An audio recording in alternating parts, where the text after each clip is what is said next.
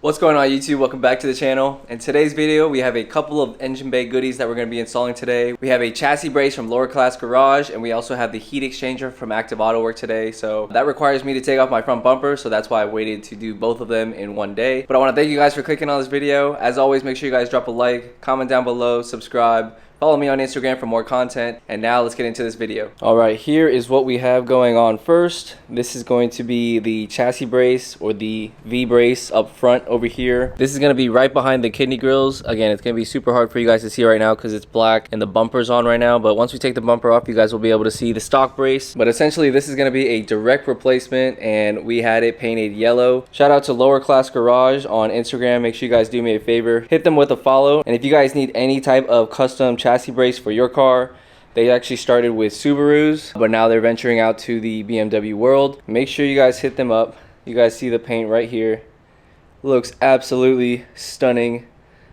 And they can do any color you guys want. Finding Nick just did his in red, and I know their shop M2 has it in blue too. It looks really good. I was really torn. I was going back and forth with the owner. I wasn't sure what color I wanted to do because I have red interior, which would have looked good, but I plan on changing the wheel color of my HREs before next year's invasion. So I was trying to, think long term and see what colors would look good, in the future as well as right now. But I ended up opting for yellow because, I have the yellow DRLs all the time on my car. Black and yellow looks really good together. So I opted for yellow for now. And then down the road, if I ever wanted to change the color, I could just take it off, get it repainted. But I think with the future wheel color, I think yellow will pop, and then yellow with the yellow DRLs I think is gonna look super sick. Very much so Batman vibes, you know what I mean? Black and yellow. Again, shout out to Lower Class Garage. I'll have all their information down in the description below. And then the other thing we're gonna be installing today is this Active AUTOWERKE heat exchanger. I've just been so lazy to take off my bumper, the brace off and whatnot, and then install this. But it is hot here in Florida all the time, so this is gonna be super beneficial for heat soaking and whatnot. This is gonna be a larger core, of course, than the stock one, which we will compare when we take it out. But yeah, upgrading your heat exchanger goes hand in hand with getting a new charge cooler. You can also do your oil cooler down below as well. But I think this paired up with the charge cooler is really going to be super beneficial than just doing the charge cooler by itself. So yeah, this is an Active AUTOWERKE heat exchanger as part of their cooling kit that they sent out to me. So that would include the charge cooler that we already have on the car. That comes in this beautiful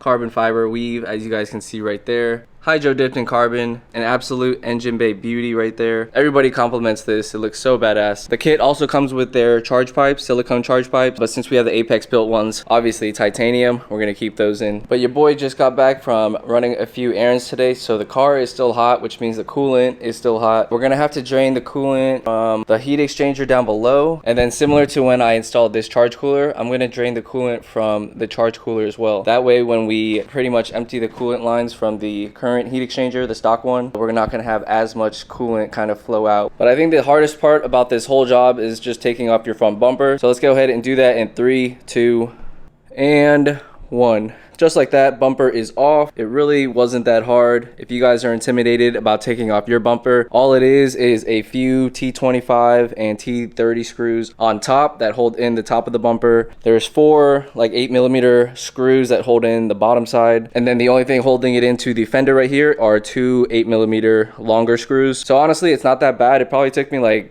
I don't know, 10 minutes total. Putting it back on obviously is a little different, but taking it off is not that bad. And then if you guys have PDC connections or any headlight washer fluid right here, you have to disconnect that, as well as this little connector right here. So this is kind of what you're going to be left with. If you guys don't have front mount intakes, these big pipings won't be in your way, obviously. We're probably going to have to, I would say, remove the cones at least to get through to the heat exchanger, as well as the cross member bar right here. Here's the OEM one. Couldn't really show you guys this earlier, but here it is. It's held on by 6 T45 bolts, so that's not too bad. But the next plan of action is we're going to remove this crash bar right here. It's held in by these 2 13mm bolts on each side. One of these might give you guys trouble if it hits the headlight. So this is the bottom bracket that the crash bar screw into, and then it looks like this one is gonna hit the headlight, so I am going to have to loosen the 2 headlight bolts from the back. That way I can raise this up just a hair to get this bolt out. But I've seen on YouTube that In some cases, you don't have to move the headlight or remove the headlight bolts and adjust the height of them. I've seen like Brian from Keys Motorsports kind of finagle them out of the way, but in this case, I'm not able to do that, so I'm just gonna remove the headlight bolt real quick. So if you guys do have to do this, hopefully you guys don't, there is one T30 and another T30 over here holding in the headlight from underneath. I actually just loosened this one and then loosen this one up here. And as you guys can see now, this side of the headlight is fully like movable, and we can get this bolt basically out of the way now.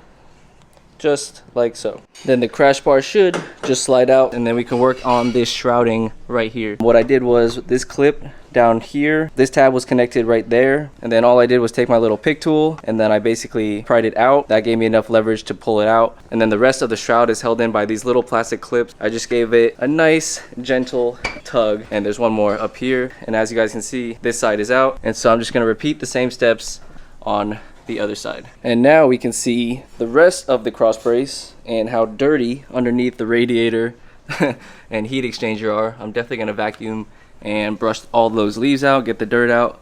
So let me go ahead and vacuum that real quick. Next, we're going to take out the old support brace that we're going to be replacing with the lower class garage yellow one.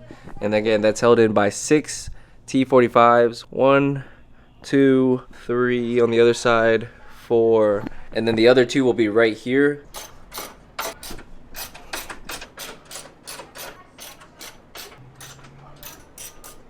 Alright, so once you undo the top T45s, the brace will actually come undone. You guys want to just be careful and slide it out.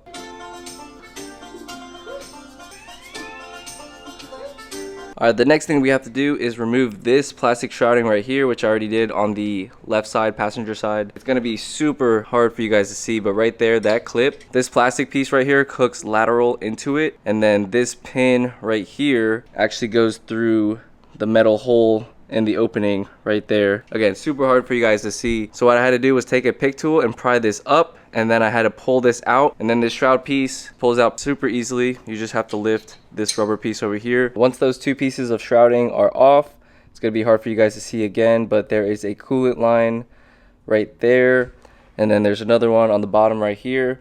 What you guys want to do is remove the C-clip, and that will basically disconnect the heat exchanger from the car.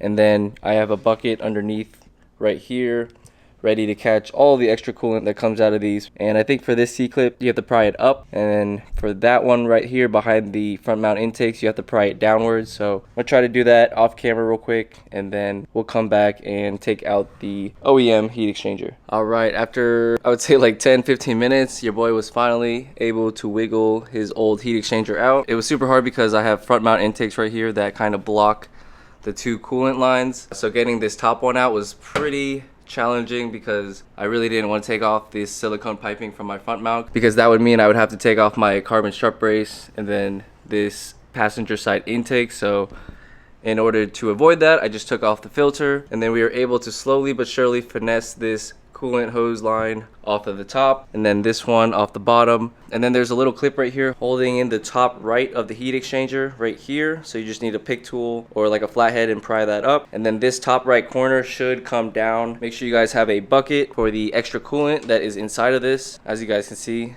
there is plenty right there, but since I drained it from the charge cooler initially, there wasn't that much coolant that actually ran out, so I actually funneled this from the top, kind of like a reverse siphon from the charge cooler. That way it eliminated a giant mess on the floor. And here is the old OEM chassis brace compared to the yellow lower class garage one that we're going to be installing. As you guys can see, the design is different. This one, you guys are going to be able to see this lower bracket right here through the mesh grills on my car. And then if you guys don't have front mount intakes, you'll probably see the top side as well. But I think it's going to look really good. It's going to contrast with the yellow DRLs. And then yeah, this is just boring. This is fire. Conan, what do you think?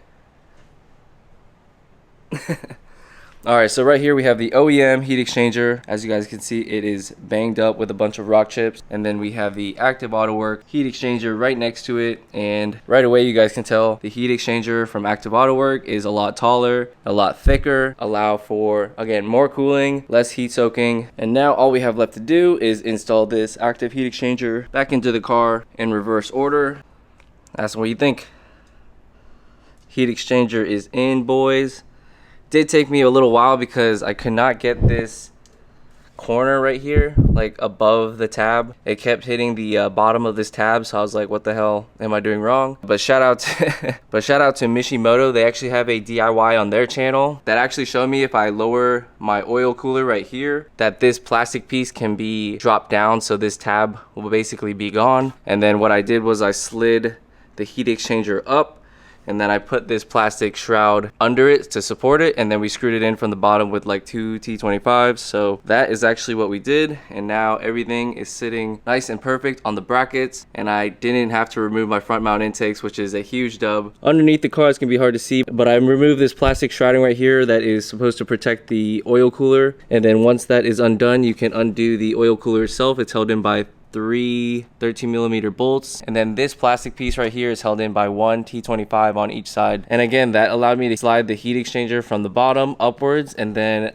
support it from underneath, which made the job 10 times easier. I was trying to push it over the bracket, which was not working, and I didn't want to break anything, of course. So again, shout out to Mishimoto for their DIY. It really helped. But now we can get to installing the new chassis brace from Lower Class Garage. All right, we have the Lower Class chassis brace kind of in position to where it's going to be. And what's nice about this is it bolts directly to the OEM mounting points for the bottom two. So all you have to do is reuse the same T45 screws, so that's really nice. But up top though, you guys do have to do a little cutting. Right there, that little rectangle piece, I'm going to carve out with a Dremel. I'll put a picture on the screen of what the end product should look like. I'm actually going to cut it from underneath. And then same thing on the other side, that little plastic square area, we're going to just Dremel out. That way the corner of the brace has somewhere to go. And then this is going to screw into the OEM mounting point over here. The original brace actually screws in from the middle side over here. So we're just relocating the mounting points to the side over here. So it shouldn't be too bad. I'll catch up with you guys after we Dremel these out. All the light switches, and Mateo's just dead. My nephew Harvey wanted to say what's up to the vlog. You got anything to say, Harvey? Yeah. You like the BMW? Yeah. You want to go fast? Nephew number 2 wanted to be in the vlog. Mateo? Mateo? You got anything to say? Young Rencher, what do you have to say to the vlog? To the car. What's your favorite car? The sports car. Alright, we just got done using the Dremel to carve out some of the plastic shrouding up here. So yeah, I just carved out a nice little square so that this brace has somewhere to go. It wasn't too bad. You just want to make sure this corner right here clears. That way you can screw the OEM screw through this point right here, and then the same on the other side right here. So here's what it looks like from afar. It looks freaking gangsta with the yellow. Can't wait to put everything back on the car. But before we put on the bumper, we are actually going to fill the coolant up. We're going to top off the reservoir right here. We're going to make sure there's no leaks, nothing that we see on the ground. We're going to make sure it flows to the heat exchanger itself. As you guys can see, we finally got all of the leaves out of this area, and that's a shit ton of stuff. So yeah, glad this fell out, because now we're gonna have more airflow, less leaves and rocks and debris, you know, covering the airflow. And then yeah, we're gonna top off the coolant. We're gonna get into the car. We're gonna run through the coolant flush cycle. Probably gonna do that like 2 or 3 times just to get all of the air out of the hoses and stuff. And then we'll put on the bumper and call this one a day.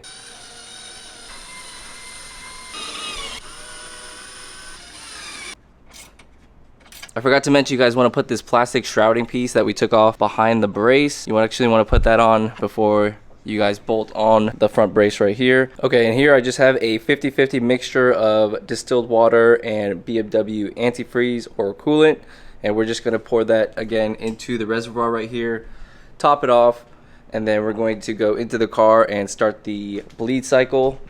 And then yeah, I put on all of the shrouding, put on my front mount intake filters again. So all we have left to do after everything checks out is literally just put on the bumper, put on the fender liner, the wheels, tighten up my headlights, and then yeah, we should be good to go. All right, crash bar is back on. First coolant cycle is going right now. You guys probably aren't going to be able to hear it, but you guys can hear the pump kind of running in the background, so that's when you know the process has started. I'm probably going to do this about 2 or 3 times, and I'm going to top off the coolant each and every time. All right, just like that, the car is back together, wheels are back on, bumper's back on. So we're going to go ahead and start the car up. I'll probably go around my neighborhood and go for a small little cruise, make sure everything is good to go. And then when we get back, I'm probably just going to top off the coolant again, check the reservoir. It's later in the afternoon. You guys can see the sunset right there. Beautiful.